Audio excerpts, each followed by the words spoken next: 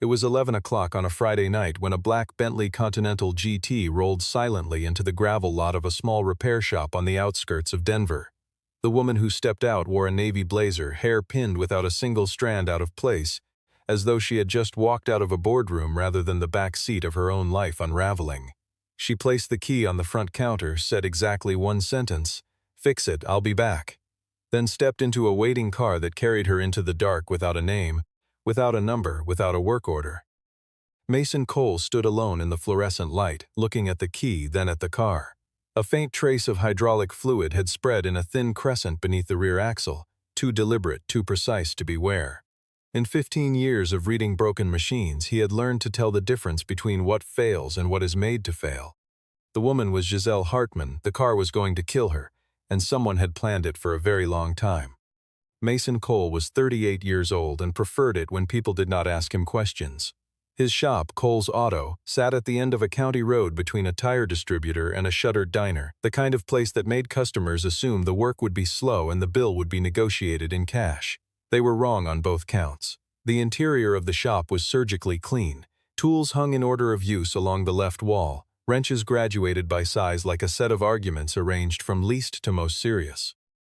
Folded on the corner of his work table, face down, was a credential frame he had stopped looking at years ago. Beside it, a coffee mug that had gone cold at 7 in the evening. He had not noticed. When the Bentley rolled in, Mason did not move toward it with urgency. He wiped his hands, walked to the car, and circled it once the way a man circles something he already suspects. The exterior was immaculate. Not a stone chip, not a scuff along the rocker panels. Whoever owned this car had it detailed regularly, drove it carefully, and expected it to perform without question. He crouched at the rear and held his flashlight at a low angle to the undercarriage. The crescent of fluid he had spotted from across the lot was exactly where he thought it would be. He touched it with the tip of one finger. Hydraulic brake fluid, fresh, lighter than oil, with that faint chemical smell that most people confuse for engine coolant. He stood up and opened the hood. He worked for 3 hours without stopping, moving through the car in a sequence that was not the sequence of a mechanic fixing a problem but the sequence of an investigator reading a scene.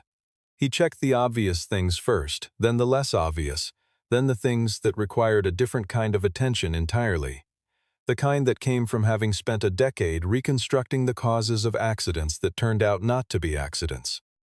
By the time he reached the rear brake circuit, he had already found nothing wrong with the engine, the transmission fluid, the cooling system, or the electrical harness. The car was in excellent mechanical condition everywhere except one place. The rear brake line had been scored. Not cut, scored.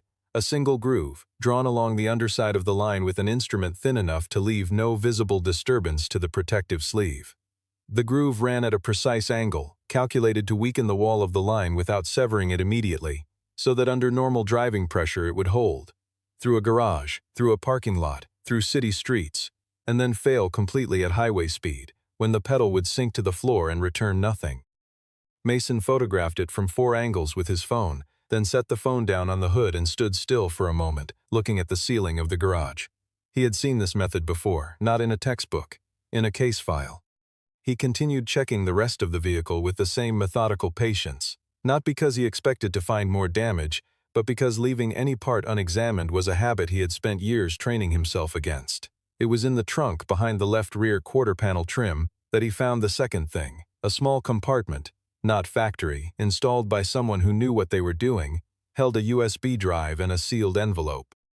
The handwriting on the envelope was precise, slightly rushed, the kind of writing produced by someone who was calm enough to form letters clearly but moving fast enough not to press firmly. 4 words: "If I don't return, Logan Burke." Mason stared at the envelope for a long time. Then he put it and the USB drive in his breast pocket, walked to the far end of the workbench and pulled out his personal phone. Logan Burke. He had not spoken that name aloud in 4 years. Earlier that same day, on the 32nd floor of a glass tower in downtown Denver, Giselle Hartman had been sitting at the head of a conference table, listening to a presentation she already knew was wrong. The Hartman Automotive Group was valued at $2.3 billion. Her father had built it from a regional parts distributor into one of the largest independent automotive holding companies in the Mountain West. And when he died 18 months ago of a stroke at his desk, the board had watched Giselle walk into that same office with the kind of skepticism that does not bother to hide itself. She had spent those 18 months proving them wrong with the patience of someone who understood that being right too loudly was the same as being wrong. What she had not anticipated was Adrian Voss. The chief financial officer was 51 years old, silver-haired, and wore the particular smile of a man who had decided long ago that the rules were written by people less intelligent than himself. He had worked for her father for 9 years. He had given the eulogy at the funeral.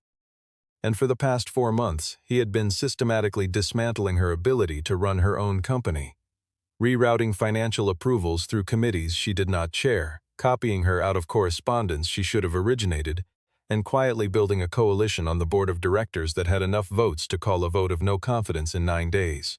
Giselle knew all of this. She had been documenting it at 2 in the morning, alone, using a temporary account she had created under the credentials of a former IT contractor who had left the company 6 months earlier. What she had not known until that afternoon on the highway was that someone had also moved on the car.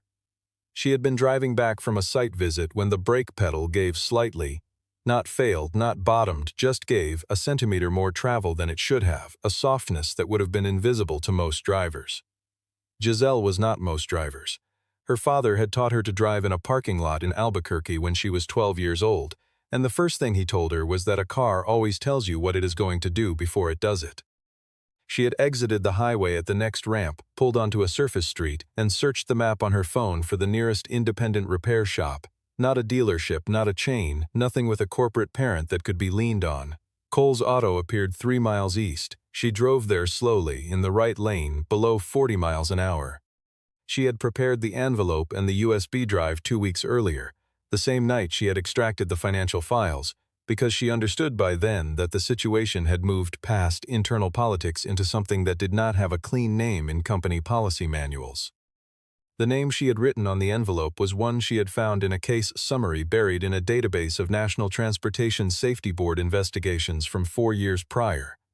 A senior forensic engineer who had flagged a pattern of deliberate mechanical interference in high-profile automotive incidents before the investigation had been quietly closed and the engineer had resigned. She had filed the name away without knowing why. On the night she sealed the envelope, she understood why.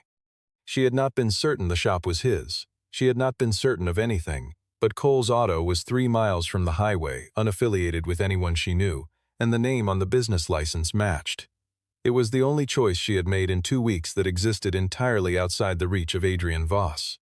Mason called Logan Burke at 7:15 the following morning and said 4 words before Logan could speak. "I have something yours." There was a pause. Then Logan said, "Where are you?" He arrived at the shop 40 minutes later in a gray pickup with a cracked side mirror, looking more or less the same as Mason remembered.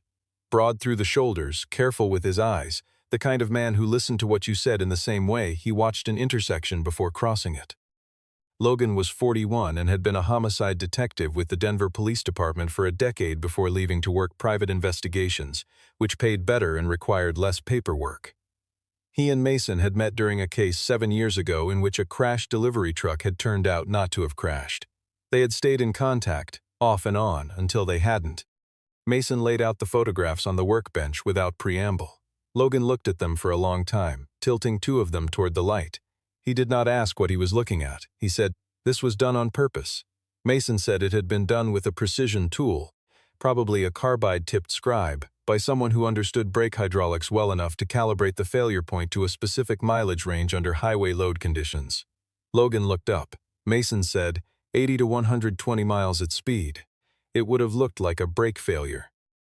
Could have been anything, seal wear, thermal fatigue, Logan said, but it wasn't. Mason said no. He told Logan about the envelope and the USB drive. He told him the name written on the front. Logan was quiet for a moment in a way that suggested he was recalculating something. Then he said, "She left your name as a contact because you used to work NTSB." It was not a question. Mason confirmed it. He had spent 11 years as a senior forensic engineer with the National Transportation Safety Board before resigning 4 years ago after a case investigation had been blocked from above. A series of incidents involving vehicles registered to holding companies that, as Mason had eventually documented, shared a common financial parent. The documentation had gone nowhere. The investigation had been closed for procedural reasons that Mason did not believe were procedural. He had submitted his resignation, driven back to Denver, and opened a repair shop, because the thing he was best at was understanding how machines worked, and he had not yet figured out how to stop needing to do that. Logan asked whether they had opened the USB. Mason said no. He had photographed the envelope, photographed the USB drive, noted the chain of custody in a document he had started on his phone at 3 in the morning, and left both items sealed. Logan gave him a look. Mason said, "They belong to her." Logan said, "We can't reach her without going through the company." Mason said, "I know." They both knew what that meant. Every communications channel into the Hartman Automotive Group ran through a corporate infrastructure that Adrian Voss had spent months tightening his grip around. A call to the executive office would be logged, routed, and noted. They needed Giselle Hartman to come back on her own. She arrived that afternoon at 2:30, in jeans and a leather jacket, hair down, moving with the deliberate casualness of someone who had dressed to be unrecognizable and was not quite managing it. She was not alone. Beside her was a younger woman, compact and watchful, who Mason identified as personal staff before either of them spoke. He had confirmed Giselle's identity the previous night from a photograph in a business publication retrieved from a 3-year-old industry article. He had not told Logan over the phone, only said to be at the shop by noon. Logan was in the back office when the two women walked in.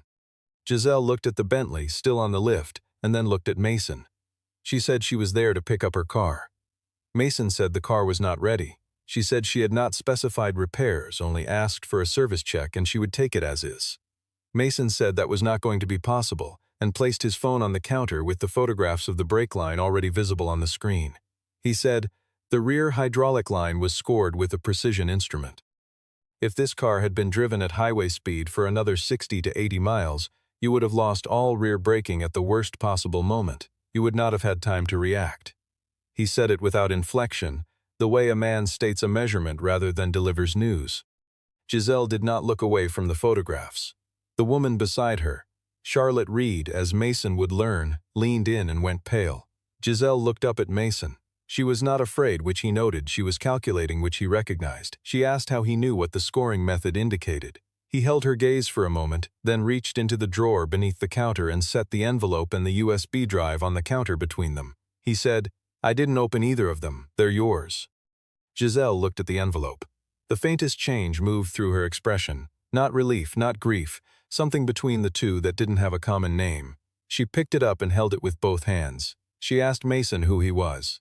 He told her his name. She said, "That's not what I asked," and he understood then that she had already known it before she drove her car into his lot. Logan came out of the back office and the four of them sat in the shop. 2 folding chairs, a stool, a workbench edge, while Giselle opened the envelope and spread its contents across the cleared surface of the work table. The documents were printed on plain paper. A scanned contract transferring $40 million in company assets to a holding vehicle she did not recognize, bearing her signature in a form she had never seen. Beneath it, a series of internal emails between Adrian Voss and Xavier Holt, the company's general counsel, discussing the timeline for what they referred to in writing as the leadership transition. A phrase used with the confidence of people who believe no one will ever read what they have written. The USB drive held the extracted accounting files, balance sheets, wire transfer records, vendor payment approvals, each one a fragment of a pattern that assembled correctly, showed a systematic and long-running misappropriation of company funds routed through shell entities that Giselle had not known existed. Logan looked at the wire transfer records for a long time. He said the numbers were consistent with what was needed to fund a hostile acquisition. Not a hostile acquisition of a competitor, but of the company itself. If Giselle were removed from the board, criminally charged, and publicly discredited in the same week, the share price of Hartman Automotive Group would drop to a level at which a well-positioned buyer could acquire a controlling stake in the distress window before the market corrected. He asked whether Giselle knew of any external party that had expressed acquisition interest in the past year. She said there had been a quiet approach 9 months ago through an intermediary she had declined to meet. She had not learned who was behind it. She had assumed it was opportunistic. Logan wrote something down and said, "It wasn't." Mason was looking at the USB drive. He asked Giselle to confirm how she had extracted the accounting files, what account, what access, what timestamp. She told him a temporary contractor credential she had activated under her own administrative override at 2:17 in the morning from her personal laptop on the company's VPN. Mason set the USB drive down carefully and said, "That chain of custody won't hold in court. The access method was unauthorized regardless of whether you own the company. A competent defense attorney would have it suppressed in the first hearing. Giselle said she knew that. She had prepared it as insurance, not evidence. She looked at Mason, but you said you know how to make it usable. He had not said that exactly. But he had left the door open, and she had walked through it with precision, which told him something about how she thought. He turned and walked to the far corner of the workbench. The credential frame had been lying face down for 4 years. He picked it up and set it upright against the wall, and then he brought it to the table. National Transportation Safety Board, Senior Forensic Engineer. The certification was still valid. He had renewed it every 2 years out of a habit he had not been willing to examine. He said, a forensic examination of the vehicle itself conducted under federal evidentiary standards with photographic documentation, third-party verification, and a signed chain of custody beginning from the moment the car entered this lot, that's admissible. That's a foundation. He put the frame down.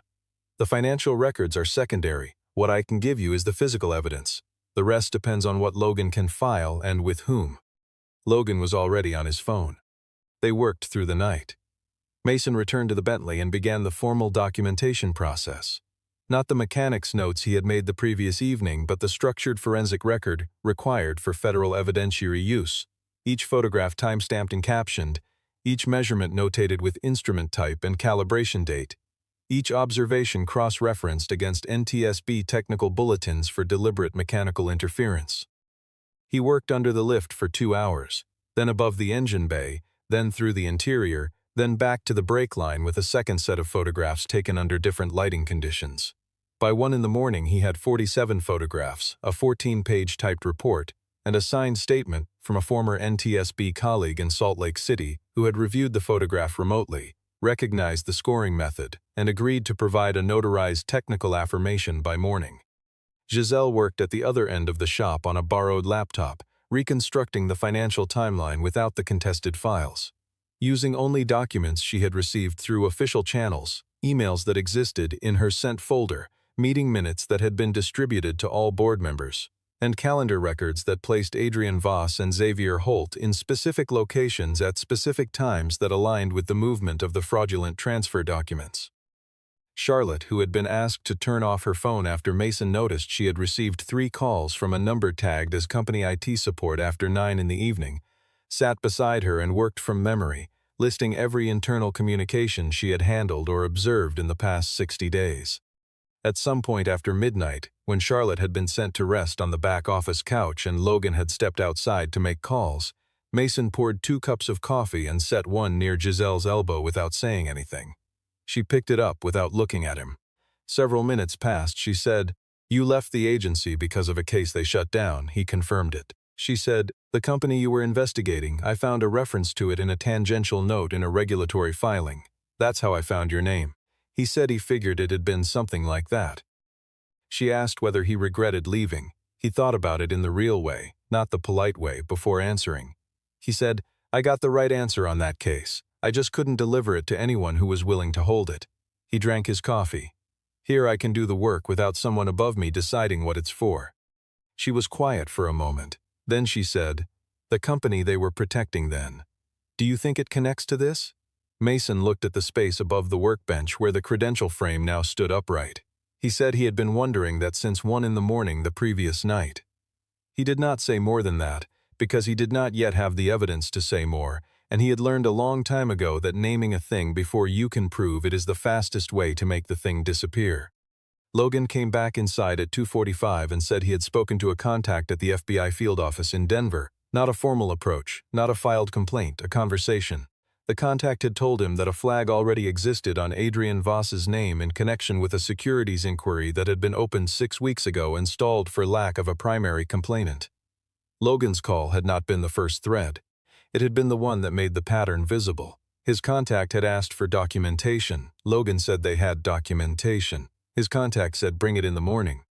The night after Logan left, Charlotte discovered the tracking application on her phone, a corporate monitoring tool pushed to her device through the company's mobile device management system, which she had not disabled when she stopped using her company-issued handset. She notified Mason at 6 in the morning. He looked at the log and calculated the approximate window during which their location had been actively transmitted. Giselle's jaw tightened when she heard this, but she did not panic. She asked how much time they had. Mason said, "Enough if we move now." He said it calmly because it was true, and because the only useful thing about the kind of pressure that had just increased was that it clarified what mattered and what did not. Xavier Holt arrived at Cole's Auto at 8:47 that morning. He came with two men Mason did not recognize, both wearing the particular kind of casual clothing that is chosen to avoid looking like uniforms and achieves the opposite effect. Xavier was tall and wore round glasses and spoke in the measured cadences of a man who had spent 30 years understanding that language was a form of force. He said there was a company matter requiring Giselle's presence at the executive office. He said it with the courtesy of a person who believes the person being spoken to has no options. He looked at Mason once, briefly, the way a person looks at furniture that has been rearranged. Mason set down the wrench he was holding. He wiped his hands on a shop rag. He walked to the center of the garage floor and said, in the same tone he used to explain what was wrong with a carburetor, "You're standing in my place of business. I completed a forensic examination of the vehicle on this lift at 6:45 this morning. The report was sent to the FBI field office at Denver at 6:50. A copy was filed with the NTSB regional office as a notification of suspected deliberate mechanical interference under federal statute." He looked at Xavier without raising his voice.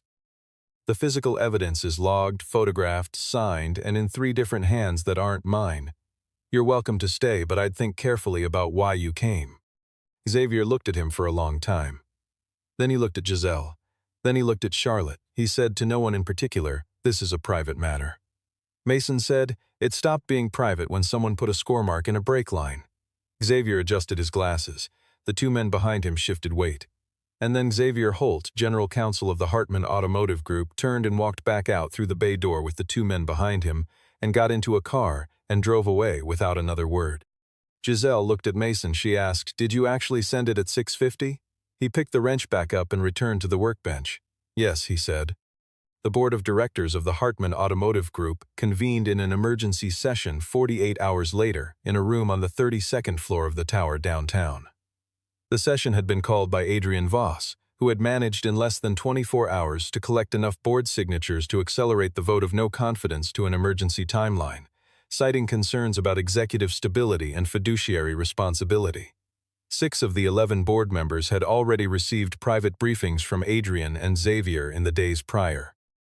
The brokerage of those votes had been conducted with the polished efficiency of people who had been planning the timing for a long time. Giselle walked into the room alone. Charlotte was in the building but not in the room. Mason and Logan were in the lobby below, Logan with a phone that was receiving updates from the FBI contact every 15 minutes. Giselle set a laptop on the conference table, sat down, and waited while the remaining board members filed in. Adrian arrived last, unhurried, and took his seat at the far end of the table. He had the ease of a man who believes the outcome of a meeting has already been arranged. The session opened with formalities that no one in the room cared about. Adrian then presented his materials. The forged transfer contract, printed and bound, distributed to each board member on cream-colored paper with the company's watermark. He walked through the alleged timeline of the transfers in the language of careful concern, the language of a man reluctantly protecting an institution from someone he had once trusted. 2 board members nodded. One asked a clarifying question. The air in the room had the specific quality of something that has been rehearsed. When Adrian finished, he looked at Giselle and offered her the floor with the gesture of a person extending a courtesy they know will not change anything. Giselle opened her laptop. She said she had 3 things to show them and she would not take long. The first was a 14-page forensic report, produced under federal evidentiary standards, documenting deliberate mechanical interference with the brake hydraulics of her personal vehicle, a vehicle last serviced at a company-authorized dealership 11 days prior. The report bore the signature of a credentialed NTSB-affiliated forensic engineer and had been filed with the FBI field office at Denver. She displayed the filing confirmation on the screen. Several board members shifted in their chairs. The second item was a series of internal emails between Adrian Voss and Xavier Holt, authenticated by their original server metadata, discussing the timeline and mechanism of what they had called the leadership transition.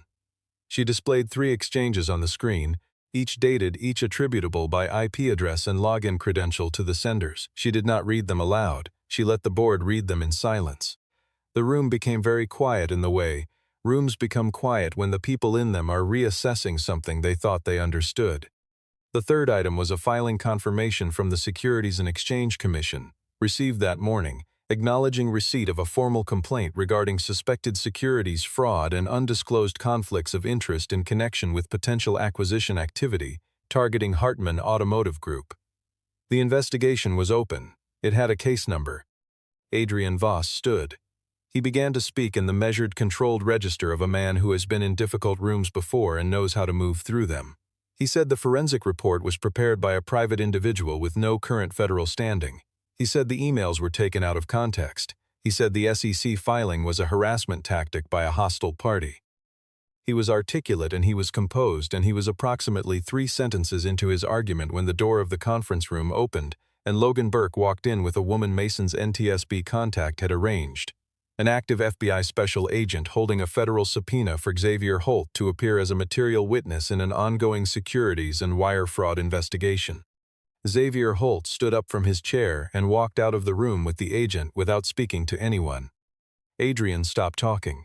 The room was silent. He stood at the end of the table with his hands resting on the surface, and he looked at Giselle with an expression that had shed everything, the courtesy, the calculation, the particular smile, and was left with something that might have been genuine curiosity. He asked her, quietly, "Where did you find him?" Giselle closed her laptop. She said nothing. She did not need to. The vote of no confidence was called. 4 board members voted in favor. 7 voted against. Giselle Hartman remained Chief Executive Officer of the Hartman Automotive Group. The meeting was adjourned at 2:17 in the afternoon. In the days that followed, the weight of the thing settled unevenly across the people who had been inside it.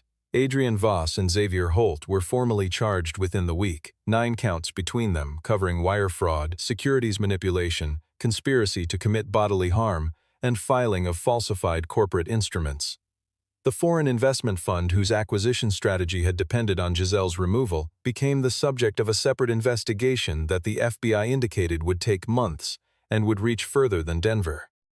The board reconstituted its audit committee under independent oversight and authorized a full forensic accounting review of every transaction handled by the CFO's office in the prior 24 months. Charlotte Reed had her corporate device replaced, her credentials fully restored, and a written apology from the board's chairman delivered in person. She accepted it without comment and returned to her desk. Logan Burke filed his consulting invoice and went back to work. Before he left the shop on the day of the board meeting, he pulled Mason aside and told him that the investment funds network had a subsidiary that appeared in 3 of the case files from the investigation Mason had been blocked from completing 4 years ago. He said the FBI agent they had worked with was aware. He said Mason might be getting a call. Mason said he had figured it might go that way. Logan said, "Does that change anything for you?" Mason thought about it. "Probably," he said, which was as close to yes as Logan had ever heard him come. 1 week after the board session, on a Tuesday afternoon in early autumn, when the light came in at a long angle through the open bay doors of Cole's Auto, the black Bentley Continental GT rolled back into the lot. Mason was under a different vehicle and heard the tires on the gravel and knew the weight of it before he saw it. He came out from under the lift and stood up, wiping his hands. The car was repaired. Had been repaired the day after the board meeting, every component checked and certified, the brake line replaced with a new assembly, and the entire hydraulic circuit bled and pressure tested.